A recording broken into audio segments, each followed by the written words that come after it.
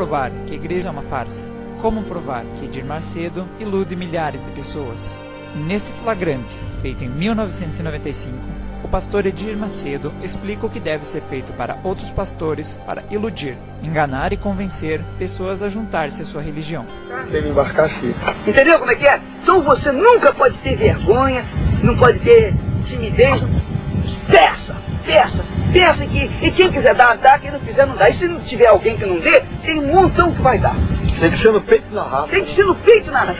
Porque o povo quer ver o pastor, o seu pastor, com coragem. O povo quer ver o pastor brigando com o demônio. O povo quer ver o pastor... O povo já está cansado de falsa humildade. Exatamente. O padre é humilde, não dá nada, não oferece nada. O padre daquela maneira assim, então...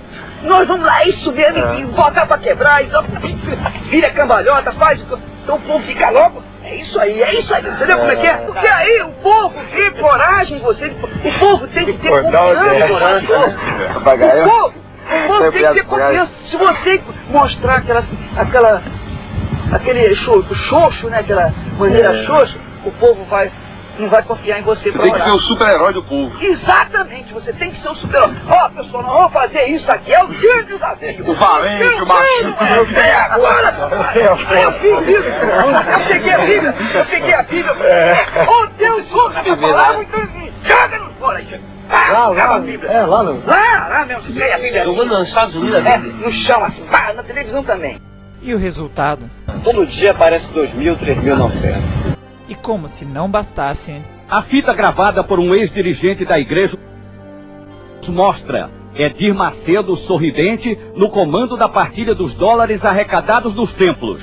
Mesmo assim, milhares de pessoas ainda frequentam a igreja criada por Edir Macedo, acreditando em cada palavra que os pastores falam e se submetendo a seus métodos de exorcismo.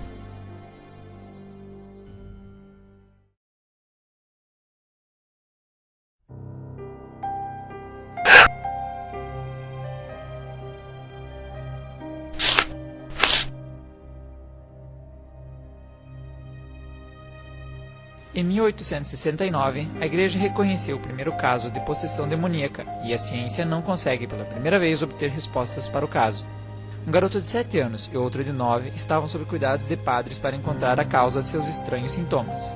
Foram relatados casos em que os garotos giravam como pinos descontroladamente em suas camas, levitavam algumas vezes quando sentados e não podiam entrar em contato com qualquer artefato abençoado. Os garotos tinham um conhecimento muito grande de sobrenaturalidade, totalmente estranhos para suas idades e experiências.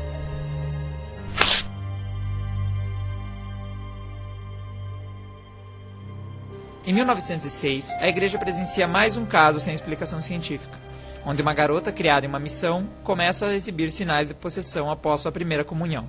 Repentinamente, ela teria fluência de muitos idiomas, o que deixava todos assustados, pelo fato da garota nunca ter estudado outro idioma.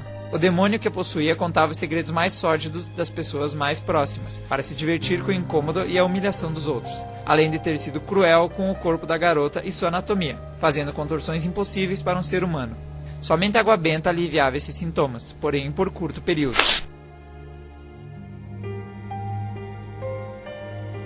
Um convento em 1925 começou a ser molestado por uma variedade de ruídos que pareciam vir de dentro das paredes. Testemunhas relatam ter escutado sons de gritos de desespero, de entranhas sendo arrancadas, som de animais, gargalhadas, portas se fechando violentamente e vidros se quebrando.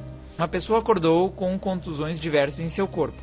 Outra foi atacada por uma força invisível, e todos os que tentassem ajudá-la eram atacados por pedras, pedaços de madeiras que surgiam do nada. 14 pessoas do convento começaram a falar novos idiomas, e sabiam segredos uns dos outros repentinamente, como casos de traições ou problemas familiares. Ninguém tinha privacidade mais no convento.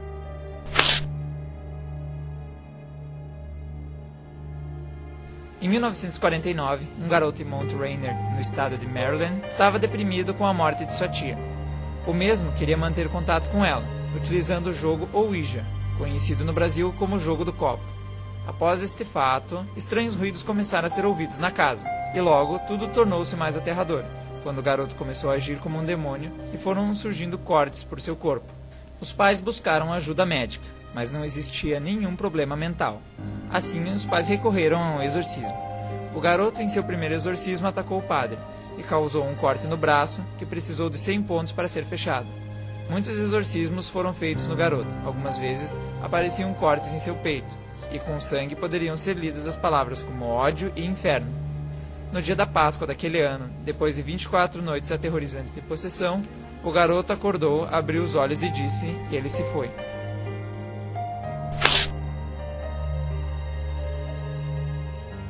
Uma estudante de 23 anos, no ano de 1971, fora dita como possuída, pois começou a apresentar mudanças de voz para diversos tons. Apresentou convulsões diariamente e toda noite, às 3 horas da madrugada, os sintomas aumentavam e sua casa apresentava ruídos, cheiros e movimentos estranhos. O horário das 3 da tarde é um horário sagrado, pois fora neste que Jesus teria ressuscitado, no terceiro dia. E o horário das 3 horas da madrugada seria o horário inverso ao sagrado, maligno, onde os demônios saem pela noite. Assim, com o caso ficando mais terrível em tal horário, a sua voz variava, tinha convulsões diárias, contorções impossíveis à anatomia humana, e acreditou-se que ela possuía demônios em seu corpo.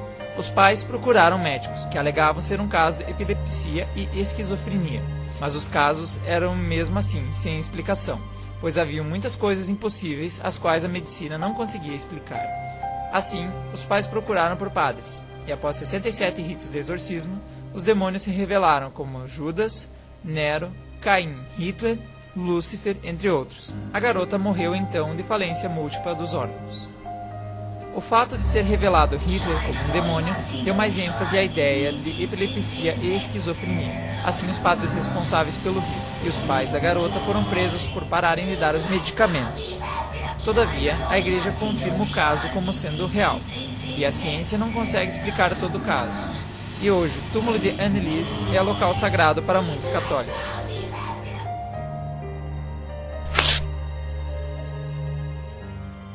Um renomado psicólogo, em 1995, estava intrigado com um caso o qual não podia solucionar. Sua filha estava com depressão, e ele começa a auxiliá-la, quando uma mudança gradual e misteriosa se sucedeu. A menina começou a falar com uma voz masculina e sensual, brava e perturbadora, isso frequentemente em idiomas que ela, ou nem sequer ele, tivesse aprendido. Quando então o psicólogo tentou abraçar sua filha, a mesma rugiu como um animal feroz, dando a conclusão que ela se tornara hospedeira de um demônio. Isso é o exorcismo, um fato polêmico que a ciência e a igreja lutam para resolver de formas diferentes. Mas ambos os métodos têm como intuito tentar ajudar a sociedade, espantar o temor em relação às possessões. E você? Em qual lado acredita?